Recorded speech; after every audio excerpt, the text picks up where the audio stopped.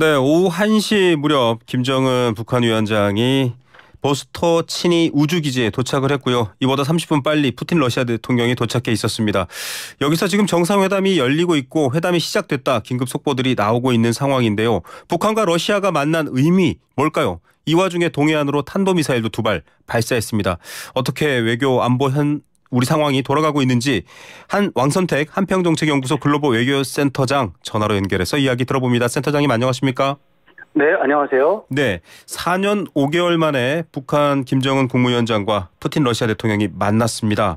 꽤 오랜 기간 만에 만난 거네요.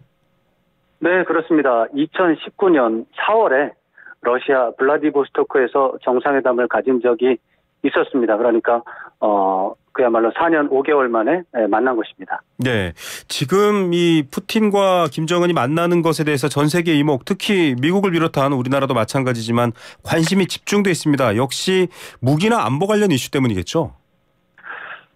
그렇죠. 러시아가 북한에 대해서 무기 지원, 특히 포탄 지원을 요청할 것으로 예상되고 있고, 네. 또 북한은 러시아에 대해서 첨단 군사 기술 이것을 이전할 것을 요청할 것이고 또 경제 지원도 요청할 것으로 보입니다. 네. 이러한 것들 미국이 지금 주도하고 있는 안보 질서 이 부분을 어떻게 보면 정면으로 도발하는 것이기 때문에 네.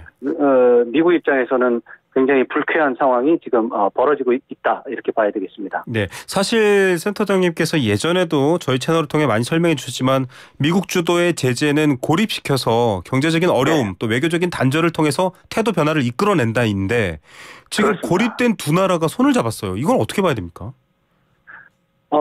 지금 러시아의 상황도 그렇고 북한의 상황도 그렇고 어떻게 제재를 받은 상황 속에서 더 좋은 상황이 있냐라고 봤을 때 별로 좋은 전망이 안 보이니까 네. 차라리 미국에 대항하는 연대를 세워보면 어떻겠느냐. 네. 요즘에 많은 사람들이 신냉전 구도라는 것을 말을 하는데 그렇죠. 말로만 하지 말고 실제로 북한과 러시아 혹시 거기 더 할 수 있다면 벨라루스라든가 네. 시리아라든가 이런 나라들과 연합을 해서 아예 예전의 냉전처럼 미국 주도의 질서에 정면으로 대항하는 따로 존재하는 네. 그런 권역을 만들어보면 어떨까 이런 어떤 구상을 실제적으로 지금 실행을 하는 단계라고 보기 때문에 네. 굉장히 엄중한 그런 상황이 되겠습니다. 세계 안보 정세에 위협을 가하고 있는 두 나라, 우크라이나를 침공한 러시아 그리고 핵무기 개발과 여러 안보 위협을 주고 있는 북한에 대한 제재를 보란 듯이 지금 두 나라가 손을 맞잡으면서 이제 변화를 시도하고 있다. 이게 센터장님 설명이신데 이번에 맞습니다. 우크라이나 전쟁에 대한 무기 지원을 러시아가 요청한다 이런 얘기가 있는데 러시아도 군사 강국이잖아요. 북한에서 무기를 네. 받아야 될 상황인가요? 그렇죠. 그것은 러시아가 우크라이나를 침공할 때 기준에서 봤을 때 이렇게 전쟁이 오래 진행이 될지 몰랐을 거라고 생각을 합니다. 아, 네. 그야말로 전쟁이 장기화가 된 것이고 쉽게 생각했기 때문에 아마도 무기 재고가 네. 많지 않은 상황에서 전쟁이 시작된 것으로 보입니다. 네네. 실제로 전쟁이 거의 2년 가까이 진행된 1년 반 이상 지속되는 상황이기 때문에 군수 물자가 현저하게 부족한 상황을 지금 경험하고 있는 것이고요. 예. 우크라이나의 경우는 이제 서방의 지원을 받고 있기 때문에 그렇죠. 오히려 생각했던 것보다 더 강하게 버티고 있어서 러시아는 놀랍게도 북한에 대해서 무기 지원을 요청해야 되는 미국의 그 국무부 대변인 말에 따르면 구걸해야 되는 그런 상황이 됐습니다.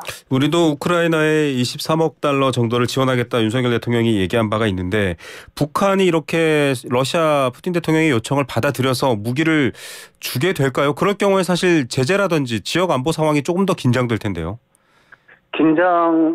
당연히 긴장이 되고요. 그거를 떠나서 국제 질서가 큰 틀에서 변하게 됩니다. 아, 네. 네, 지금까지의 세상, 1991년도 12월 달이 기준점인데 냉전이 종식된 날입니다. 네네. 그 냉전이 종식되기 이전의 세계는 미국 중심의 세계와 소련 중심의 세계가 대립하는 구도였고요. 네네. 냉전 종식 이후의 세상은 미국이 혼자서 네. 안보 질서를 총괄하는 그런 질서였습니다. 네네. 지금 북한과 러시아의 최고 지도자의 만남은 미국 주도의 단일한 질서 속에서 그 질서를 거부하고 별도의 세력권을 만들겠다라고 하는 네.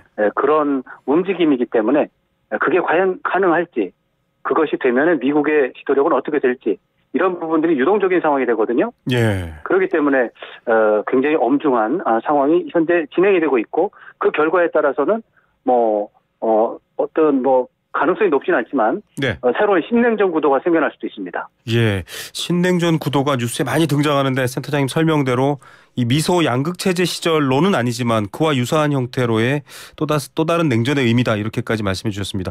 러시아에도 북한이 위성 기술이나 지금 만난 곳이 우주기지입니다. 여기가 러시아가 굉장히 좀 자랑하고 있는 우주 또 인공위성 관련된 곳이라고 하는데 네. 지금 일단 푸틴의 전언이 속보로 속속 전해지고 있는데 지원해 줄 것이다. 인공위성 개발 관련된 것들 북한 지원하겠다, 이렇게 나왔습니다. 김정은도 푸틴의 모든 결정을 지지하겠다, 지금 이렇게 나온 상황이거든요. 이거는 어떤 의미로 봐야 됩니까? 서로가 협상 의지가 있다라는 것이고, 네. 협상에 대해서 높은 기대감을 지금 보여주고 있는 것입니다. 다만 어느 정도 결과가 나올지는 네. 여전히 유동적이다, 이렇게 봐야 되겠습니다. 예. 대체적으로 두 지도자의 회담을 통해서 나올 시나리오는 3가지 정도로 일단은 형식적으로 나눠볼 수가 있어요. 네네.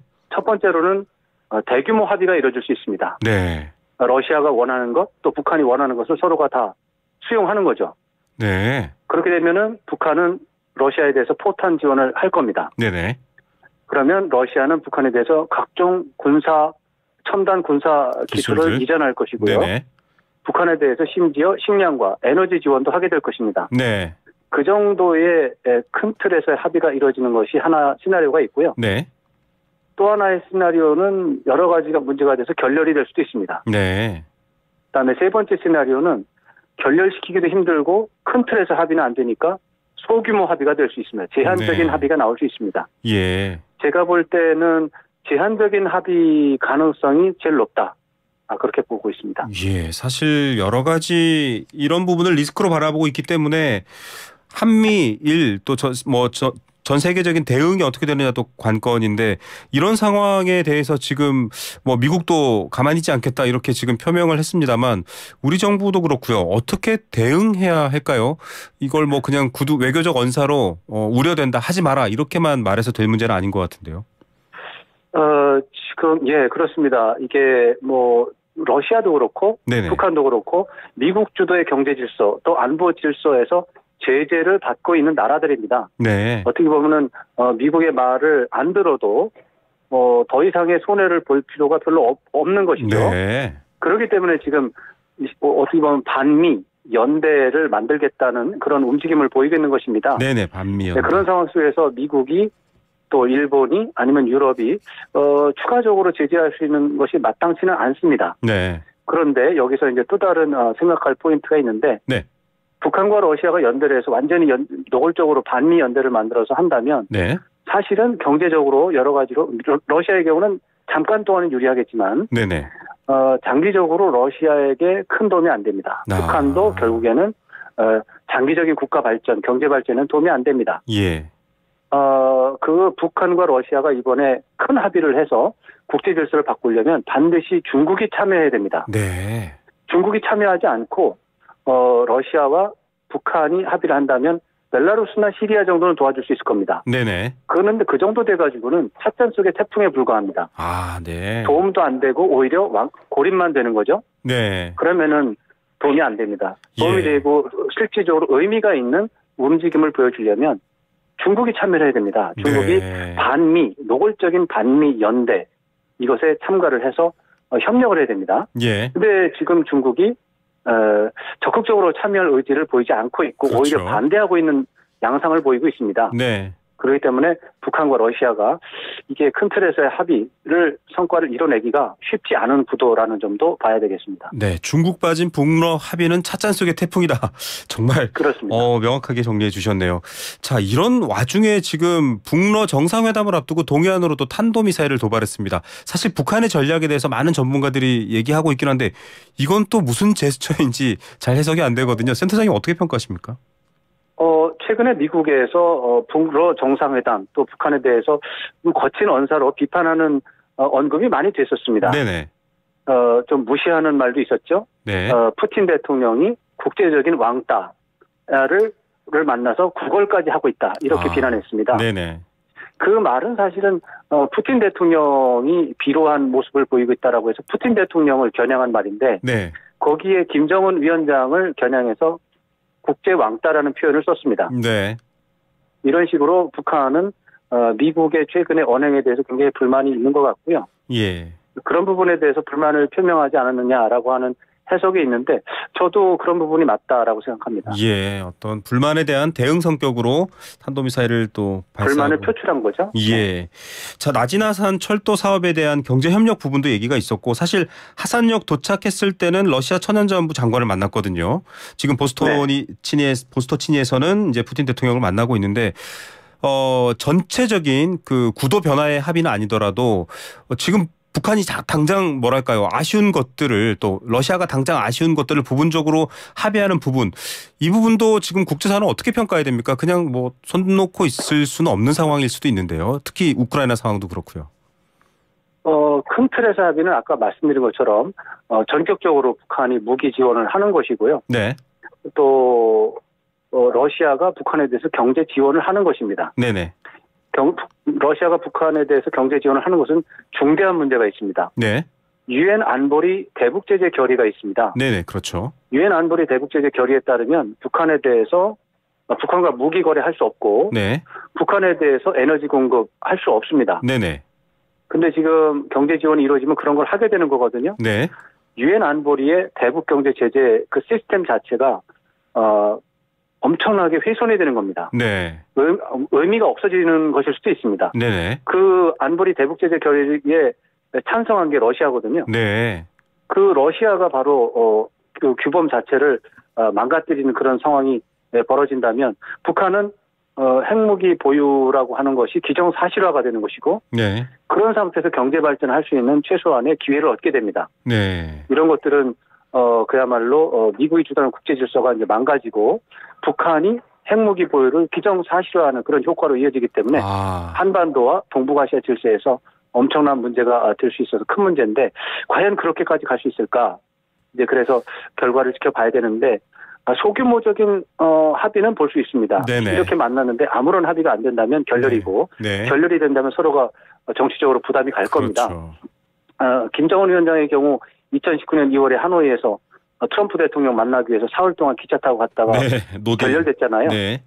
그것 때문에 엄청난 충격을 받았지 않았습니까? 네네. 이번에도 뭐 이틀 정도 기차를 타고 갔는데 또 성과가 없다? 그러면 엄청난 충격을 받겠죠. 예. 그래서 이번에는 결렬보다는 최소한의 체면 치레를 위한 소규모 합의는 하지 않을까. 그랬을 때 나진 핫산 간의 철도 연결을 포함한 경제 협력 이런 것들은 가능하다고 생각합니다. 네. 왜냐하면 나진 핫산 철도 연결 사업은 있잖아요. 네. 유엔 안보리 대북 제재 결의 부분에서 예외 조항으로 이미 러시아가 받아놨습니다. 네. 예외입니다. 이건 나진 핫산에 대해서는 러시아가 투자를 해도 됩니다. 협력을 해도 됩니다. 네네. 그래서 이 부분에 대해서는 어느 정도 약간의 진전이 있을 수는 있는데 사실은 이 사업은 30년 동안 거론이 됐지만 진전이 없는 또 지지부진한 사업입니다. 네. 그렇게 된 거는 이유가 있죠. 왜냐하면 라진 선봉 지역이 항구로서 발전하려면 물동량이 있어야 되는데 네네. 그게 없는 거예요. 그래서 그동안에 지지부진했는데 지금 북한과 러시아가 합의를 한다고 해도 실질적으로 진전을 보기는 어렵다 이렇게 봐야 되겠습니다. 예, 경제 협력 부분에도 이렇게 사실은 안보가 다 지금 얽혀 있습니다. 제재를 자가당착적으로 러시아가 지금 뒤집는 형상이 될 수 있기 때문에 복잡한데요. 그렇습니다. 우리 정부가 사실은 그렇게 수단이 많지는 않을 수도 있겠다라는 생각도 들긴 하지만 그래도 우리 정부로서도 독자적으로 이런 상황에 대해서 좀 취할 수 있는 여러 가지 대응 스탠스, 전략 이런 것들이 있을까요? 어렵죠. 지금 이제 어차피 미국과 중국이 전략 경쟁을 하고 있는 속에서 북한이 그런 것들을 활용을 해서 신냉전 구도를 만들어내려고 지금 어떻게 보면 아둥바둥 노력을 해서 러시아를 어떻게 보면 꼬여내서 또 러시아도 그걸 원하고 있기 때문에 이런 상황을 만들어놨는데 문제는 아까 말씀드린 것처럼 중국이 참여하느냐 아니냐 여기에 대해 이것이 문제가 되겠습니다. 네. 그렇게 된다면 우리한테는 극도로 나쁜 환경이 조성이 되는데 그러니까 결론은 우리가 한중 관계를 긍정적으로 관리하는 것 관리하고 중국에 대해서 신냉전 구도로 가지 말 것을 강하게 요구하고 오히려 그런 부분에 대해서 북한과 러시아를 제어할 수 있도록 네. 중국이 협력을 얻어내는 것이 우리 입장에서는 알겠습니다. 유리하다고 봐야 되겠습니다. 예, 아까 찻잔속의 태풍 말씀하시면서 중국의 중요성 얘기하셨는데 역시 대응 전략도 중국을 중요하게 바라봐야겠네요. 오늘도 좋은 말씀 감사드립니다. 고맙습니다. 네, 한평정책연구소 왕선택 글로벌 외교센터장이었습니다.